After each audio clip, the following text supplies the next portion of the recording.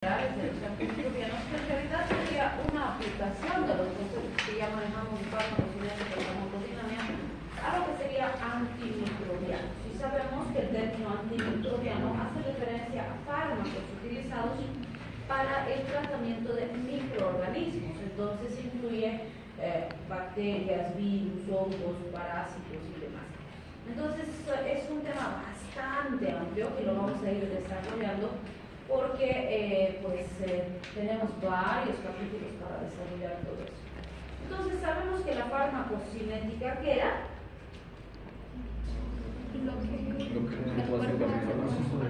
Muy bien, lo que el cuerpo hace con el fármaco. Y la farmacodinamia, lo que el fármaco hace con el cuerpo, digamos, ¿no? Entonces, igual que todos los otros grupos farmacológicos que hemos visto hasta ahora, los antimicrobianos pues tienen una farmacocinética y una farmacodinámica, ¿sí? Una diferencia muy importante y significativa cuando hablamos de antimicrobianos es que el objetivo del antimicrobiano en general no es el organismo del paciente.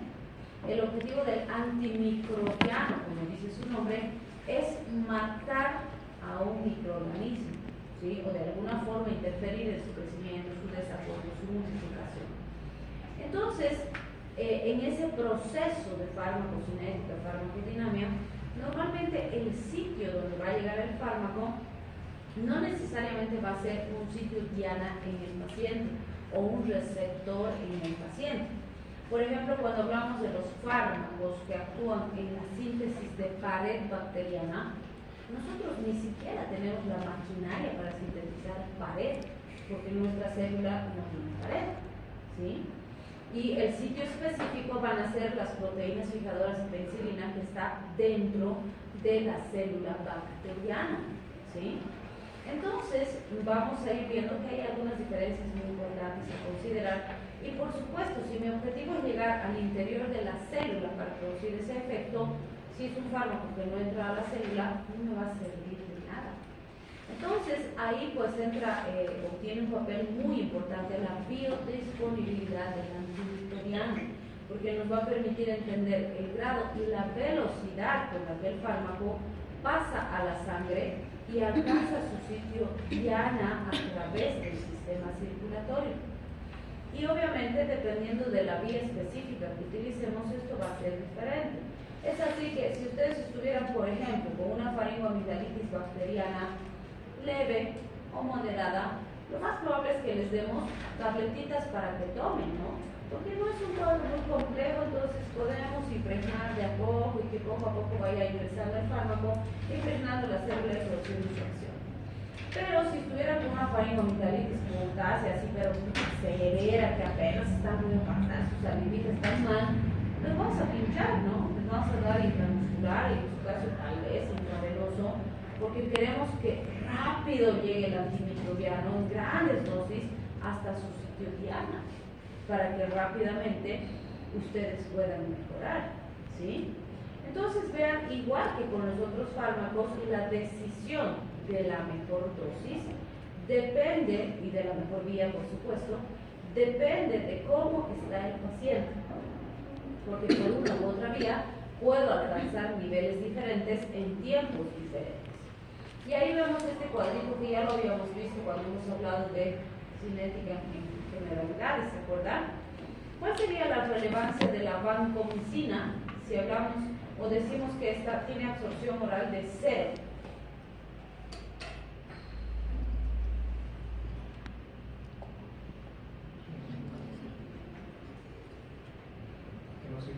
¿Qué nos sirve por vía oral si necesito un efecto sistémico? ¿Sí? Por eso es que habitualmente van a ver que la vancomicina la usamos por vía parenteral, ¿sí? Ahora, ¿habrá alguna situación en la que puedo usar vancomicina por vía oral? Considerando que su biodisponibilidad es 0. Han aprendido pues en parasitología, en bacteriología.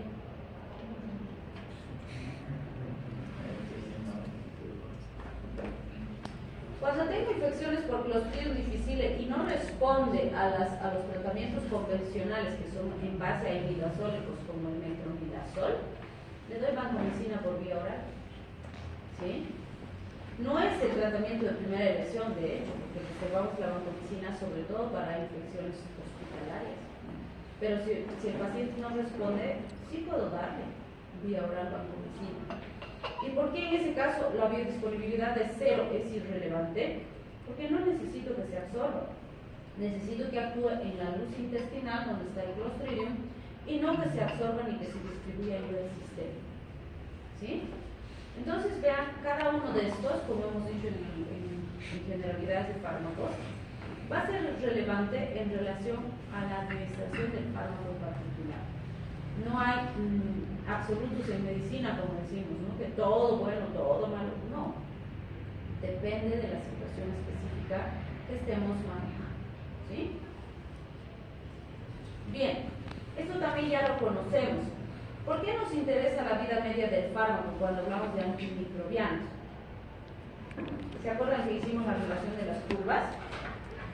Cuando hablamos de los antimicrobianos, la vida media y las concentraciones son las que van a garantizar que entre una y otra dosis yo pueda mantener la concentración inhibitoria mínima o la concentración bactericida mínima por encima de un punto específico, porque cuando el fármaco está aquí arriba, está matando la bacteria o la está inhibiendo, ¿sí?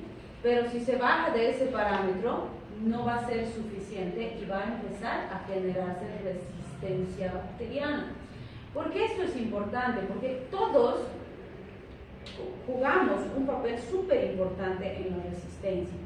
Y como decíamos, por ejemplo, la OMS ha pronosticado y dice, en 2050 nos vamos a quedar sin antimicrobianos. ¿Saben lo catastrófico que sería eso? ¿Sí? Entonces, de verdad, bueno, pandemia un poquito nos ha distraído de eso, porque ya desde antes de pandemia estaban con esa preocupación. Porque fíjense, al 2050 no falta mucho. Ustedes van a estar atendiendo a esos pacientes. ¿Y se imaginan tener que trabajar con pacientes sin tener antibióticos? Los pacientes que ahora con neumonías, con infecciones urinarias, con pielonefritis, con osteomielitis y demás, que van bien gracias a los antibióticos, no vamos a tener que darles. ¿Y qué vamos a hacer? Lo mismo que hemos hecho con el COVID. Tratamiento sintomático, medidas de soporte y esperar a que su sistema inmune responda lo suficientemente bien para que se salve ese paciente. Si ustedes se fijan en la historia antes de los antibióticos y los antibióticos, la gente se moría con tuberculosis, la gente se moría con cólera, la gente se moría con diarreas, porque no había antibióticos. Y vamos a volver a eso si no cuidamos los antibióticos. Y fíjense otra vez, insisto, el 2050 es a nada de lo que estamos. Es súper serio. Entonces es muy importante empezar a reflexionar esto. ¿Por qué? Ustedes como profesional de salud son un grupo muy importante que maneja antimicrobianos. Y es triste decirlo, pero hay que reconocerlo. Hay profesionales que manejan a las patadas los antibióticos porque no saben. Y creen que, entonces asociaré este, y así estoy cubriendo todo, y estamos arruinando nuestras herramientas de trabajo. Porque no saben antimicrobianos, porque no saben microbiología y porque no saben farmacología. ¿Sí? Y a eso le sumamos que la población se automedica como le da la gana, y en países como el nuestro, todo lo que le da la gana se compra sin receta en la farmacia. Entonces se toma el antibiótico que le dé la gana y como le parezca. ¿Sí? Y además, como hemos dicho, no todo el mundo se da de prescriptor, y el fármaco que a mí me ha hecho bien, les recomiendo a mi comadre que se tome porque a mí me ha hecho bien, y la comadre se toma. Y resulta que de ella era una infección viral, no necesitaba antibiótico. ¿Sí? Ni siquiera si mi hijito se ha enfermado hoy y le han dado un antibiótico bien calculado y demás, no le puedo dar la misma dosis un año después porque ya ha crecido, ya ha cambiado su peso. Hay que recalcular la dosis. ¿Sí? O me dicen que tome 10 días y me tomo 4 porque ya me sentía bien al tercer, cuarto día y he dejado de tomar. Ya está, le estoy ayudando a esa bacteria a hacer resistencia. Y si nos quedamos sin esas herramientas, de verdad va a ser terrible. Y a eso estamos yendo. Aunque no crean, sigue aumentando la resistencia. Van a ver ustedes en sus rotaciones en los hospitales, E. coli, resistente al fármaco más tóxico que tenemos, sensibilidad intermedia.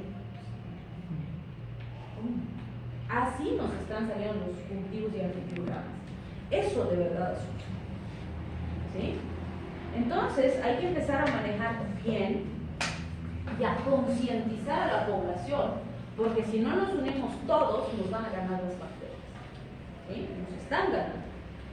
Bien, cuando hablamos de los fármacos bactericidas, hay bactericidas que son concentración dependientes y otros que son tiempo dependientes. ¿Por qué hacemos esa diferencia? Porque en los que son concentración dependientes, como los aminoglucósidos, quinolonas, nitroimidazoles, de lo que depende la erradicación del microorganismo es de las concentraciones máximas en relación a la concentración inhibitoria mínima. Es decir, si aquí es su concentración mínima para matar a la bacteria, mientras mayor sea la concentración, más eficaz va a ser la erradicación de la bacteria. Entonces, de lo que depende la erradicación es que yo alcance niveles altos de fármaco. En ese caso, hay fármacos que, por ejemplo, digamos que el aminoglucósido le puedo dar 3 veces al día, pero si le doy una vez al día esa misma megadosis, así, ¡pum!, es igual de eficiente y no va a haber resistencia y sí voy a aniquilar a la bacteria. ¿Sí? En cambio, en los que son tiempo dependientes, no es tanto la concentración máxima, sino mantener en el tiempo esto que decíamos aquí, constante y más días. Entonces, fíjense quiénes están ahí: beta-lactámicos, glucopéptidos, tetracitrinas, macrólidos, glicosaminas, donde de lo que depende la erradicación de la bacteria es que el tiempo que voy a estar exponiendo a esa bacteria, a esas dosis, sea constante. En estas no me puedo jugar con los tiempos. No puedo decir, ay, es cada 8, pero se va a olvidar mi paciente que tome cada 12. En esto, si hago eso, voy a tener tiempo donde la bacteria no reciba la dosis que necesita y se va a estar feliz y contenta bailando ahí y haciendo sus recetas para generar resistencia.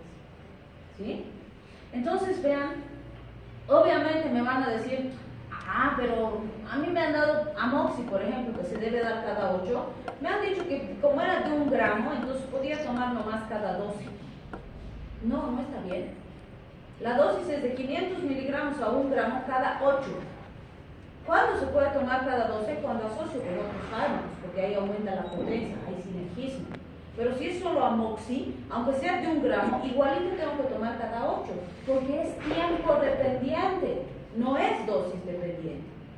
¿Sí? Entonces tengo que tomar cada 8, porque si no tomo cada 8, estoy haciendo esto. Y van a ver cuando empecemos a ver los beta-lactámicos, la amoxicilina es un avión de fármaco. Si vemos su espectro, pucha, mata cualquier cosa. Pero yo les digo, a ver, ¿alguna vez han visto, ustedes que son medio nuevitos, han visto que a una infección urinaria le demos amoxi en un paciente adulto? No le damos, porque la resistencia es muy alta, pero debería ser nuestro fármaco de primera elección. Pero ya lo usamos porque las E. coli no responden. Pero la literatura me dice, es un avión, mata a las E. coli. Mentira, en la realidad no es así. O vamos a ver y vamos a decir, wow, las quinolonas, la ciprofloxacina tiene un espectro espectacular, debería matar todo. A ver, vamos a ver, E. coli, ¡pum!, resistente, ni siquiera solo a cipro, amofloxacina, que es de generación más alta, ya tenemos resistencia. ¿Por qué? Porque viene un paciente con una ITU leve y le están metiendo norfloxacina, le están dando levofloxacina. Viene faringoamigdalitis y le están metiendo cefalosporina de tercera. Entonces, si nos estamos acabando nuestros mejores arsenales, cuando realmente necesitemos, ya no van a servir. Y en los hospitales van a ver, por ejemplo, el colistin. Han debido escuchar, si estaban haciendo brotes, se van a escuchar en hospital. El colistin es un antimicrobiano antiguo, no es nuevo, es antiguo. Y no se usaba porque es muy tóxico. Un porcentaje altísimo de pacientes que usan colistin acaban con insuficiencia renal. Y no usando excesivo, usando en dosis correctas y en intervalos correctos. Y por esa injuria renal se lo ha tenido así. No, colistin óptima, o sea, muy tóxico.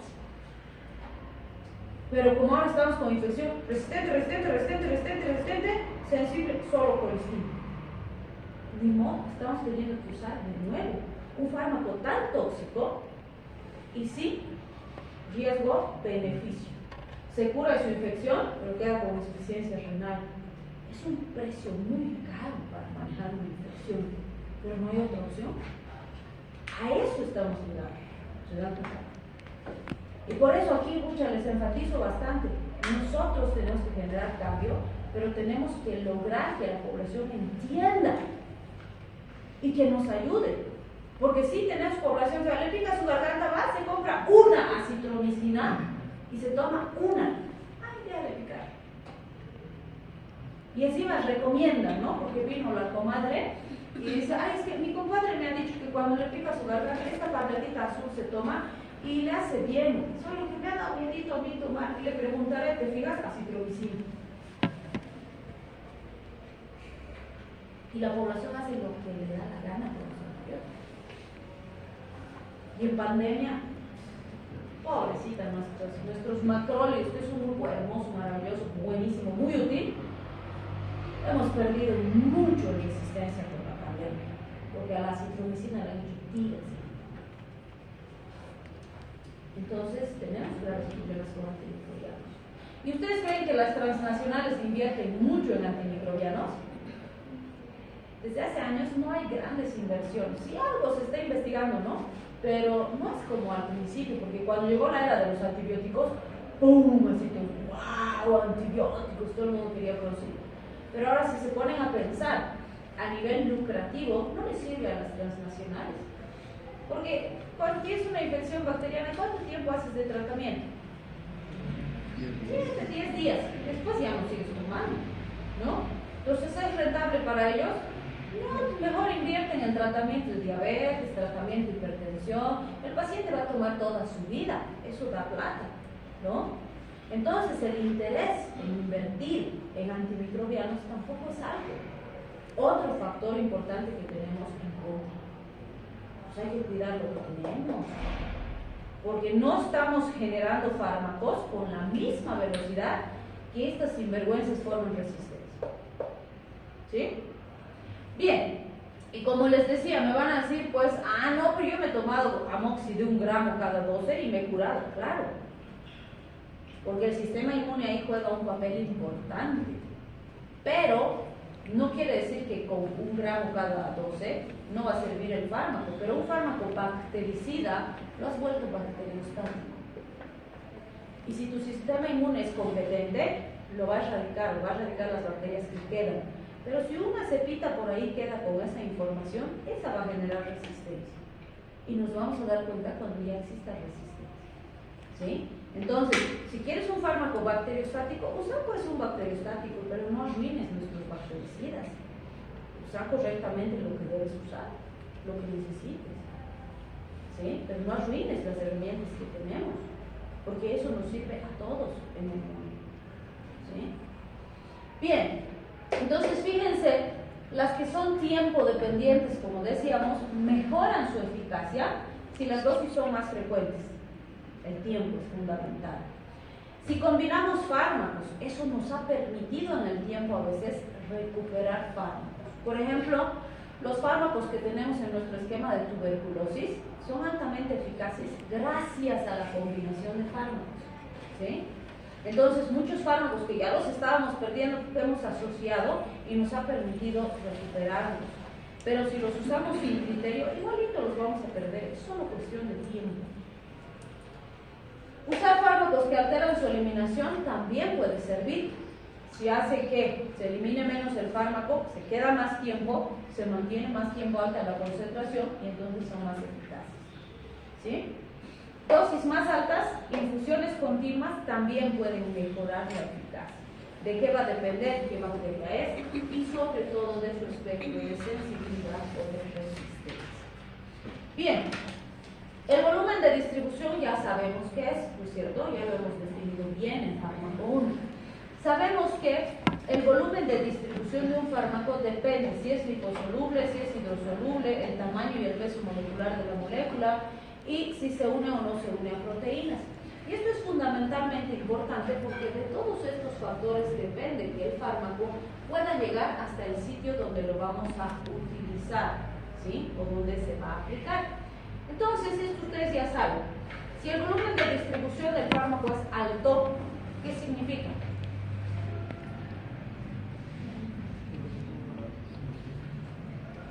¿Que va a ir dónde?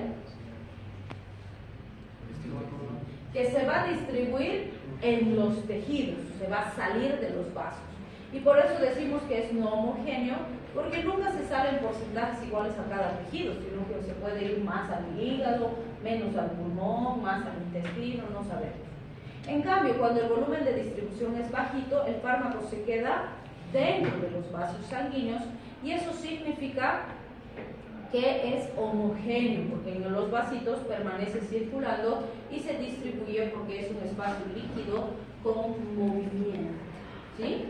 Y de eso depende, pues, que el fármaco pueda llegar, por ejemplo, al sistema nervioso. Si tengo una meningitis, ¿me servirá un fármaco que no atraviese la barrera hematoencefálica? No me sirve, pues tiene que pasar, ¿sí? Si tengo un bebecito que está séptico, ¿qué requisito fundamental tendrá que tener mi fármaco? Pasar la barrera placentaria, si no, no va a llegar. Si tengo aquí que llegar a una celulitis, ¿qué requisito tendrá que tener el fármaco? ¿Alto o bajo volumen de distribución? Alto, porque necesito que se distribuyan los tejidos donde está el proceso infeccioso, ¿sí? Entonces, en cada caso depende de esos factores o de lo que necesito en particular cuando estoy usando un fármaco. También sabemos que los hidrofílicos se distribuyen bien a nivel plasmático, pero no pueden ingresar a la célula. Entonces no me sirven para patógenos intracelulares. En cambio, los lipofílicos sí penetran muy bien a la célula. Fíjense, los hidrofílicos tenemos beta-lactámicos, glucopéptidos, aminoglucósidos, que tienen volumen de distribución limitados, no pasan la membrana, por lo tanto son inactivos contra patógenos intracelulares y se eliminan sin cambios por la orina.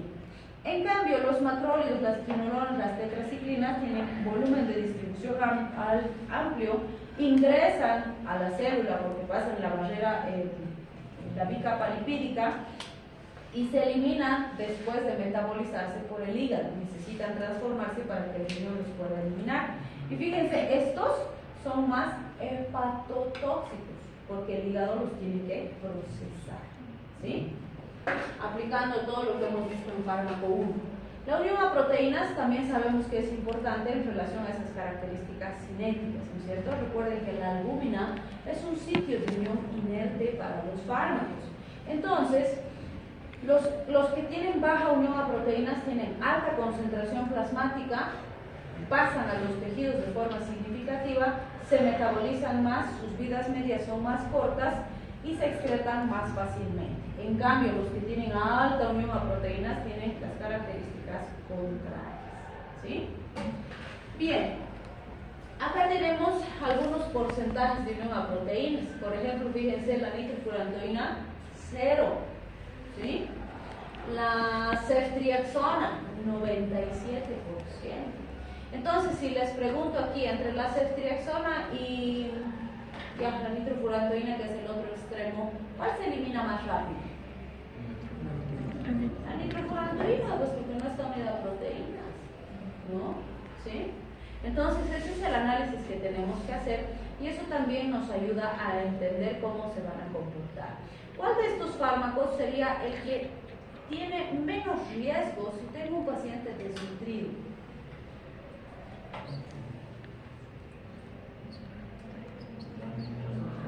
La nitro, pues, porque tiene 0 unión a proteínas, así que si hay o no hay proteínas es irrelevante.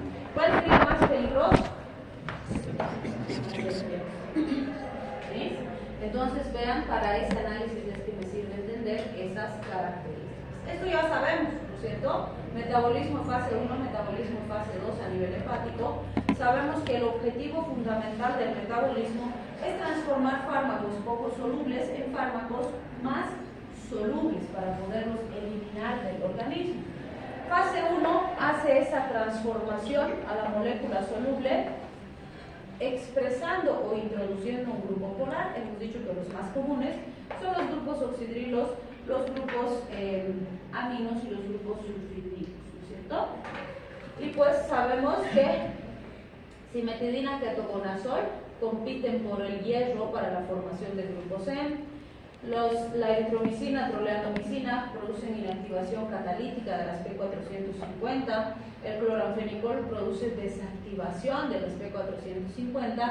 Entonces, todos estos fármacos son ejemplos de fármacos altamente hepatotóxicos porque compiten por las P450 para la eliminación del fármaco, ¿sí? Y de otras sustancias. Entonces, son conocidos por esa característica. Y metabolismo de fase 2, dijimos, el proceso es el mismo. Moléculas poco solubles, convertirlas en moléculas más solubles, conjugándolas con ácido glucurónico, sulfúrico o acético, en los procesos llamados glucuronidación, sulfatación y acetilación. Sabemos que todos estos procesos tienen interferencia de factores genéticos, ambientales, la edad y el género. Este es muy importante porque es la interacción de otros fármacos. Como dijimos siempre, lo más probable es que el paciente esté tomando varios fármacos al mismo tiempo. Entonces, claro que sí va a haber interacción con otros fármacos, ¿sí? También la presencia de enfermedades, enfermedad renal, enfermedad hepática, van a producir alteraciones significativas en el metabolismo y la eliminación. Pues fíjense, simplemente estamos aplicando todo lo que ya sabíamos de fármaco 1 a los antimicrobianos, ¿sí? Entonces, los fármacos antimicrobianos, igual que cualquier otro grupo farmacológico, se tienen que metabolizar, procesar y eliminar. Y si nosotros nos ponemos a pensar en el mecanismo de acción, podríamos decir, pues el que inhibe la síntesis de pared bacteriana a mí no me hace nada, porque yo no tengo pared en mi célula. Por lo tanto, tiene cero efectos adversos. ¿Será correcto? No. En ese caso, evidentemente, por mecanismo de acción, no me va a producir ningún efecto adverso a mí. Pero los efectos adversos se pueden producir por estos procesos de metabolismo, de eliminación, de distribución, de biodisponibilidad. Entonces, no se olviden, aunque su objetivo diana no sea mi célula, siempre va a tener efectos adversos el fármaco porque es una sustancia química que entra en mi organismo y se tiene que procesar, se tiene que eliminar, se tiene que metabolizar en algún momento, ¿sí? Y la eliminación, con los mismos puntos que hemos visto en fármaco 1, ¿no? La filtración glomerular, sabemos que fármacos unidos a proteínas no se filtran porque las proteínas no salen, tienen que separarse para poderse eliminar. También sabemos que tenemos sistemas de eliminación de ácidos y sistemas de eliminación de bases que no son específicos. Todo lo que sea ácido básico, sea o no fármaco, se elimina por el mismo sitio y que además esos sistemas se saturan. Y desde que se saturan, la acumulación determina toxicidad. En el caso de los antimicrobianos, esa acumulación es necesaria para alcanzar los niveles deseados de inhibición bacteriana o de inhibición de crecimiento, ¿sí? También es importante considerar que como también son moléculas que pueden ser ácidas, pueden ser alcalinas, podemos aprovechar la ecuación de Henderson-Hasselbalch para facilitar su eliminación del organismo. Y de la misma forma que muchos otros grupos farmacológicos, los antimicrobianos también tienen recirculación enterohepática. Entonces, de los que tienen, nos interesa que el hígado esté funcionando correctamente, y de los que no tienen, pues es irrelevante, ¿sí? Bien, este grafiquito es muy didáctico porque básicamente nos resume todos los temas que nos toca avanzar de antimicrobianos. Fíjense, cada uno de esos es un capítulo. Entonces, realmente antimicrobianos es complejo, porque vamos a hablar de los que inhiben la síntesis de paredes, los que inhiben la síntesis proteica, y de ahí tenemos los que inhiben su unidad mayor, su unidad menor, los que inhiben los folatos, los que inhiben la síntesis de material genético. Para cada uno de esos hay un grupo farmacológico y además dentro de los grupos hay subgrupos farmacológicos. Entonces es bastante amplio, ¿sí? Bien, hoy vamos a quedar ahí, mañana vamos a continuar. El miércoles, mañana no tenemos, ¿no? Entonces aprovechen, por favor, estudien a evaluar el examen.